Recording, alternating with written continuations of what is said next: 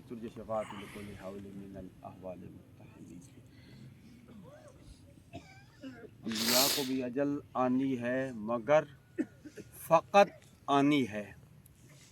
خالق اور مخلوق کا فرق بتانے کے لیے کہ جو بھی اس دنیا فانی میں آیا ایک نہ ایک دن اس دنیا فانی کو چھوڑ کر چلے جانا ہے۔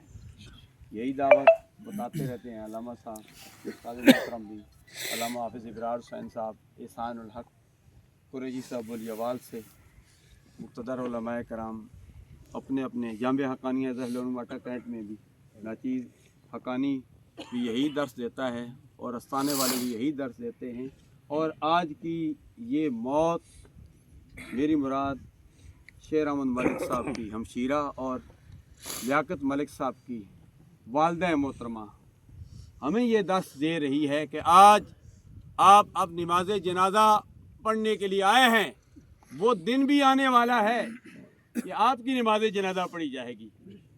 آج آپ سارے پیچھے ہیں، مرحومہ آگے ہے، ایک دن آنے والا ہے کہ ہم بھی آگے ہوں گے، ہمارے پیچھے بھی نماز جنازہ پڑھنے جائے کہ وہ بھی مقدر والوں کی نماز جنازہ بھی پڑھی جاتی ہے۔ بعض لوگوں کو پتہ ہی نہیں چلتا فوت ہوا یا آگے نہیں ہوتا ہوا۔